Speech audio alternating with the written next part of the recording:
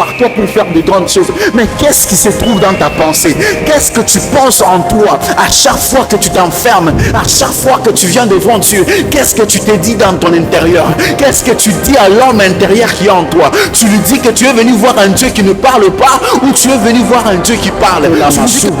Quand tu parles de l'évangile, tu ne peux pas parler de l'évangile et tu es froid, mais tu dois parler de l'évangile qui impacte. C'est quoi les réveils? Le réveil, c'est les activités qu'on pose. Oh my God. C'est quoi les réveils?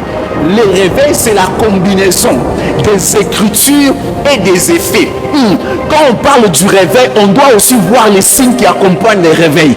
Il n'y a pas de réveil sans signe, mais il y a des réveils avec signe. Le réveil vient qu'avec les signes. C'est pourquoi quand les disciples étaient en train quand les disciples étaient réunis dans la chambre haute, il y avait un signe. Et le signe, c'était d'abord l'accomplissement du Saint-Esprit. C'était d'abord le Saint-Esprit qui les avait remplis. Tu veux parler de Jésus? Enferme-toi d'abord. Sois rempli du Saint-Esprit. Parce que lorsque tu n'es pas rempli du Saint-Esprit, tu parleras de Jésus comme si tu étais en train de rencontrer une histoire. Tu parleras de Jésus comme si tu étais juste un professeur en train de rencontrer une histoire. Mais quand tu parles de Jésus sous la puissance du Saint-Esprit, quand tu parles de Jésus avec la combinaison des choses qui représentent le réveil, l'évangile ne sera pas comme une histoire, mais l'évangile sera une puissance. Je parle à une personne où il est maintenant temps auquel nous devons réveiller l'homme intérieur. Tu ne peux pas impacter si tu n'as pas le feu. Tu ne peux pas impacter si tu n'as pas encore remis tout le matériel, tous les composants du réveil. Le réveil ne marche pas seul, mais le réveil marche avec ses composants. Et les composants du réveil, nous trouvons la puissance, nous trouvons les manifestations, nous trouvons la guérison des malades, nous trouvons la prophétie, nous trouvons la puissance et nous trouvons l'enseignement. Tu ne peux pas seulement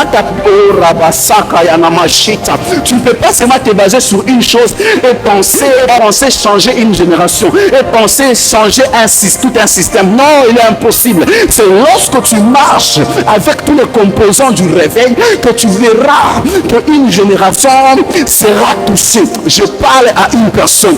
Il est temps de réduire, il est temps de mettre ensemble le matériel du réveil pour un réveil, car le plus voulait venir, car nous devons préparer l'arrivée du Christ, car il est temps de préparer l'arrivée du Christ.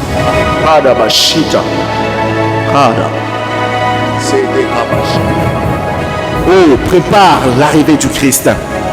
Tu es missionnaire, tu as été appelé, Dieu t'a appelé pour faire quelque chose.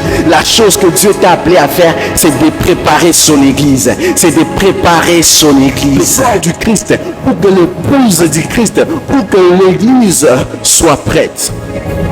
Elle doit être prête, parce que Jésus revient bientôt. Le réveil, c'est marcher avec la parole, la puissance, la guérison et tout ce qui va avec ça. C'est ce qu'on appelle le réveil.